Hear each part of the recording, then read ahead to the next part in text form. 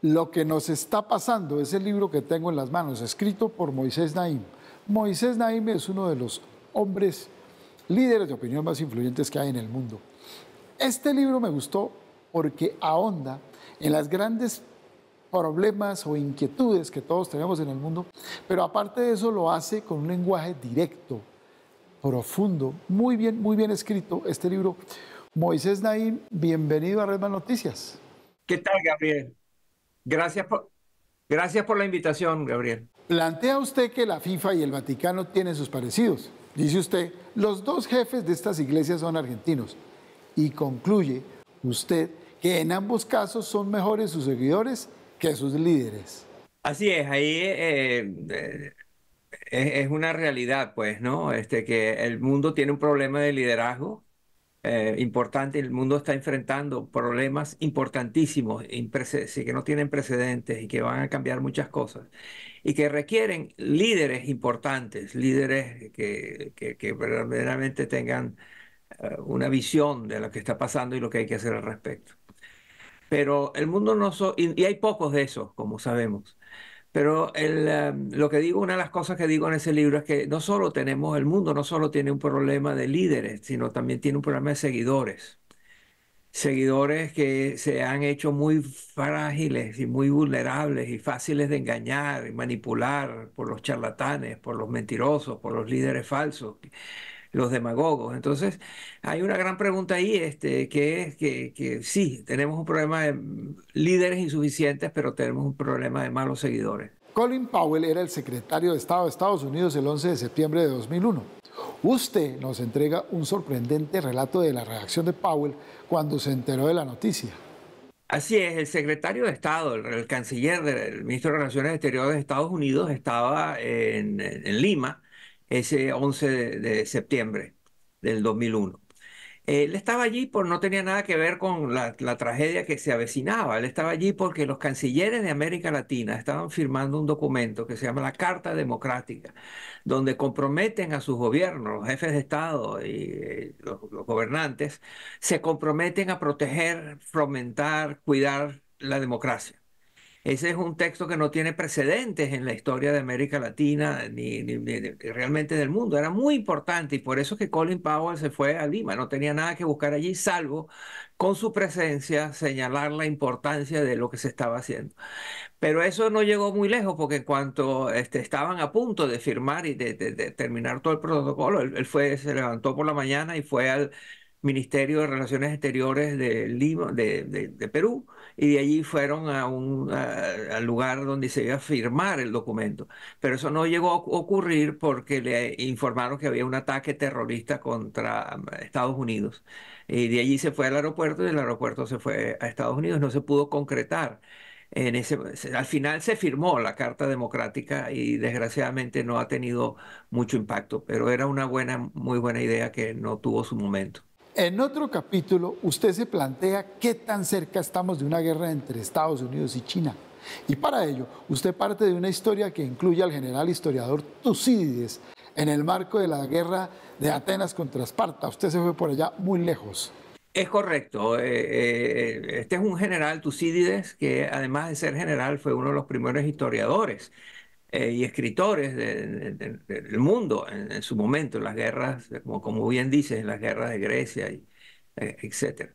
Eh, y él allí en ese libro escribía que eso que tú acabas de decir, que cuando hay uno que ya está arraigado, establecido, una potencia hegemónica establecida, y aparece una nueva potencia o aspirante a ser potencia, pues inevitablemente hay guerra.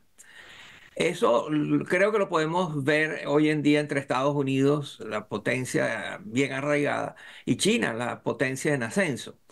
Entonces, hay quienes creen que esto va a desencadenar inevitablemente una guerra, y otros como yo creemos que no, que puede haber desacuerdos, desencuentros, fricciones, pero no una guerra nuclear declarada abiertamente con tropas de ambos lados enfrentándose. La guerra en el siglo XXI, las guerras en el siglo XXI, ya no son de grandes marejadas de soldados que avanzan en una playa conquistando un territorio, como lo vimos en la Segunda Guerra Mundial. Las guerras en estos tiempos son cibernéticas, son invisibles, son intangibles en muchos sentidos, hasta que tienen las consecuencias que las hacen trágicamente visibles. El 6 de enero de 2021 se produjo la violenta toma del Capitolio en Estados Unidos. Y yo quisiera preguntarle, ¿por qué concluye usted en su texto que ese día pasará a la historia como el día en que Estados Unidos comenzó a reparar su maltratada democracia? Sí, bueno, eso debo confesar que eso es una combinación de deseo, ambición y realidad. No hay duda que ese impacto, o sea, el ataque, el motín organizado para entrar al Capitolio, al Congreso, al edificio del Congreso de los Estados Unidos, para impedir que se formalizara la victoria en la presidencia de Joe Biden, pasará a la historia, porque todavía hoy en día estamos viendo las consecuencias. Hoy mismo están ocurriendo cosas que tienen que ver con Donald Trump y con un juicio en el cual se le acusa a él de haber fomentado la sedición, la traición, y etcétera, ¿no? Entonces sí ese día pasará a la historia como algo que fue importantísimo y que vamos a ver si Estados Unidos es capaz de aprovechar ese shock de forma benevolente, competente, útil, y no ahondando las diferencias, la polarización, los choques entre las sociedades, dentro de las sociedades. Plantea usted que tres dictadores comandan arsenales nucleares. Habla de Putin, de Xi Jinping y de Kim Jong-un. Pero también plantea que los dictadores ya no se van, se atornillan. Se quedan ahí porque esos dictadores típicamente tienen, bueno, primero son muy ricos, ¿no? Y tienen que ir a un lugar donde les cuiden sus riquezas, su mala vida, ¿no? Pero además que les cuiden a ellos y a su familia, ¿no? No hay una rampa de salida, una salida fácil para los dictadores. No es que ellos se quieran ir, pero sacarlos, así tener una conversación en la cual vas a tener unas elecciones y le dice, señor dictador, vamos a tener unas elecciones y si usted pierde se tiene que ir a alguna parte del mundo. Bueno, ¿por qué? Si mientras tengan el control de las Fuerzas Armadas, mientras tengan el control de los servicios de inteligencia, mientras torturen gente y la aterroricen, pues va a ser muy difícil que se quieran ir. Entonces, cualquier trayectoria a la salida de estos dictadores del poder tiene que lidiar con el espinoso tema de qué hacer con ellos y a dónde mandarlos. Si yo me siento contigo a negociar y decir, yo lo que estamos negociando aquí es que tú termines en la Corte Criminal Internacional de La Haya por crímenes contra la humanidad, ¿no? Y vamos a negociar eso para que salga. Bueno, muy pocos seres humanos van a aceptar eso, ¿no? Entonces, todos queremos que los dictadores se vayan, pero no todos tenemos, nadie tiene ideas claras de cómo sacarlos, que no sea por la fuerza, y qué hacer con ellos después si sobreviven a esa salida. Y hablando de dictadores, usted también habla de la recesión encubierta, que no es otra cosa que la recesión del Estado de Derecho. Así es, hay que proteger la democracia y todos debemos entender que la democracia no es lo que ocurre el día de las elecciones, nada más. Es lo que ocurre entre las elecciones, durante el periodo democrático para el cual fue elegido el ganador de las elecciones. Pero además no basta con decir eso, sino que hay toda una infraestructura institucional que protege la sociedad civil, que le da derechos a los ciudadanos, que establece reglas de juego, que pone límites a lo que puede hacer un individuo por su cuenta y sin lograr coaliciones y acuerdos. Entonces, eso está siendo muy maltratado, lo estamos viendo en muchas partes, en Colombia está sufriendo eso, ciertamente Venezuela lo sufrió profundamente con Chávez y lo profundizó con Maduro.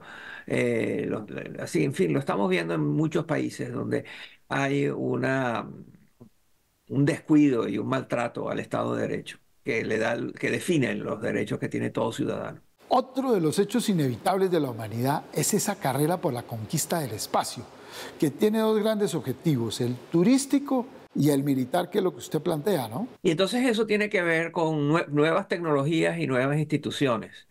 Hay nuevas tecnologías de vuelos al espacio, sorprendentemente del sector privado. Hay tres o cuatro, creo, o cinco empresas privadas que están haciendo eso, están mandando, tienen cohetes y en esos cohetes mandan al espacio exterior satélites, algunos para efectos de, climáticos y de otro tipo y otros son militares, ¿no?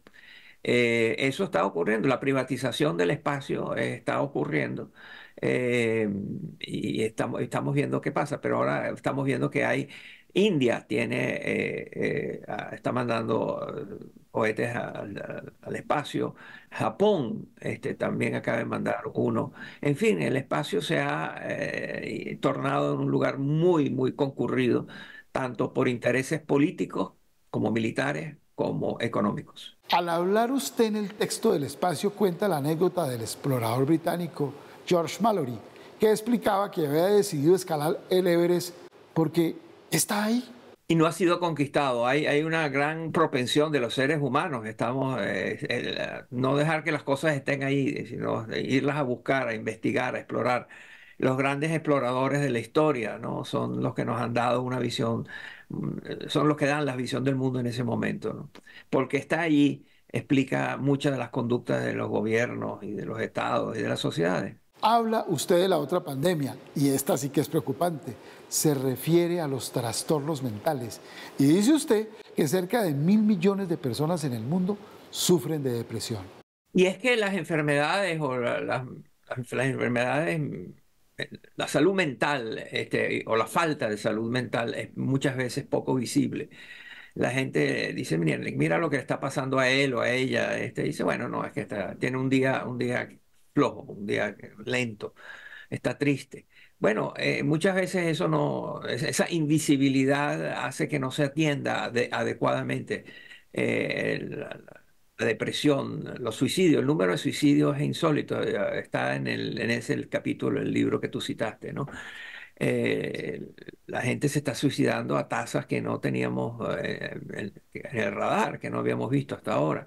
Entonces sí, hay otra pandemia importante, está ocurriendo en todas partes, que tiene que ver con la salud mental y que ojalá que estas conversaciones alerten a las autoridades, pero también a los consumidores de salud, nosotros, a los ciudadanos básicos, promedio, que hay que atender y estar muy alerta con estos problemas de salud que, como dije, con mucha frecuencia son invisibles.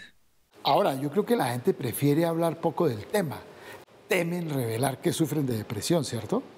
Así es, eso es exactamente así y es parecido, yo siempre pongo el parecido con la diabetes, ¿no? Si tú tienes diabetes, hay medicinas, hay maneras de tratar la diabetes y contenerla y manejarla, ¿no? Y tú no eres culpable de tener diabetes. Bueno, lo mismo pasa con las personas que tienen problemas de salud mental. No es su culpa, y no lo están haciendo a propósito, no es una debilidad de carácter. Nada, es una enfermedad que tiene raíces orgánicas, biológicas, médicas, y que en estos momentos ha aumentado muchísimo la cantidad de medicinas de bajo costo, de gran impacto, que ayudan a la gente. Así que si hay alguien escuchándonos hoy, aunque sea una persona, que gracias a esta conversación vaya a consultar ayuda, hemos logrado algo bueno. Plantea usted que la inteligencia artificial nos está llevando a un cambio profundo. Yo diría que vivimos una época como cuando pasaba de la Edad Media al Renacimiento, una verdadera e impredecible revolución, ¿cierto? Así es, y en el libro de lo que estamos comentando, el título es Lo que nos está pasando, la inteligencia artificial, que como tú mencionas, ocupa un lugar muy importante. Esta no es una nueva tecnología de software ni una nueva tecnología digital, esto es otra cosa, es todo eso y más, y mucho más. Y ese mucho más tampoco, como tú bien dices, por ahora es insondable. No, yo no tengo dudas que la inteligencia artificial, como lo han dicho muchas más personas más autorizadas que yo, va a cambiar el mundo de una manera profunda y de una manera que no entendemos todavía muy bien cómo va a ser. Sabemos que va a tener aspectos muy positivos, que va a poderse, que va a cambiar cosas para bien, pero también sabemos que como muchas tecnologías tienes un arma de doble filo. Al lado de todas las cosas buenas que va a producir la inteligencia artificial, también hay cosas malas, ¿no? Indeseables contra las que hay que luchar. Pero estamos aprendiendo, acaba de llegar en muchos sentidos, todos los días aparece una novedad buena y mala, preocupante o entusiasmante. Pero la inteligencia artificial junto con el cambio climático son los dos grandes factores que van a definir el mundo de los próximos años y más allá. Dice usted La mayor estafa del mundo es la educación y da esta cifra. Cada día 1.500 millones de niños y jóvenes en el mundo van a escuelas y colegios y lo peor, poco aprenden. Hay todo tipo de evidencia de que lo que está pasando en las aulas de clase no es educación, es otra cosa. La educación ocurre a través de otros medios, crecientemente aparece, la gente se educa para lo que valga, a través de la parte digital. Y es verdad, los esfuerzos que hacen los países en educar a sus ciudadanos siempre dejan incumplidas las expectativas y las promesas. Ahora va a venir, de nuevo, por inteligencia artificial, va a venir una transformación profunda donde la gente va a poder ser su propio profesor. Y ahí va a haber programas y va a haber actividades que ayuden a aprender y darle a la gente lo más importante, eh, la más importante capacidad que hace falta en estos tiempos, que es la capacidad de aprender a aprender. ¿A usted no le parece que a medida que transcurren los años, los líderes mundiales, llámese presidentes, primeros ministros o reyes, son menos capaces y están como más desprestigiados? No, es lo que dijimos. Comenzamos la conversación declarando nuestra preocupación por las limitaciones, la pobreza, lo pequeños que son los líderes que tenemos en estos tiempos. En el libro, lo que nos está pasando, hablo de cuán importante es tener líderes que sepan marcar el camino, etcétera.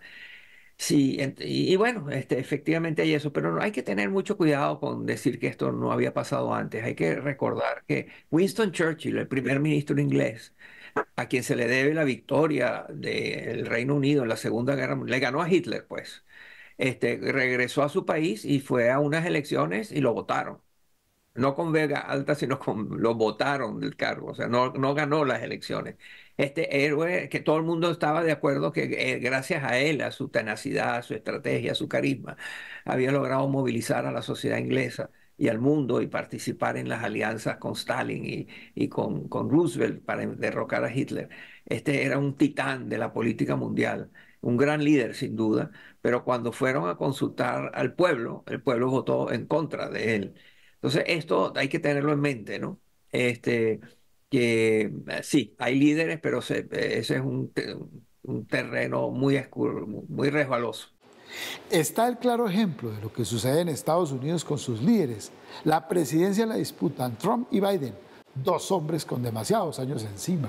Absolutamente. Tanto el hecho que esta superpotencia tenga como candidatos electorales de dos partidos a Donald Trump y a Joe Biden es insólito. Esto no debería haber ocurrido. Esto es una secuela de la tragedia que comenzó el 11 de septiembre, tal como ya hemos conversado. Esto viene de ahí en parte, ¿no? Y podemos discutir por qué.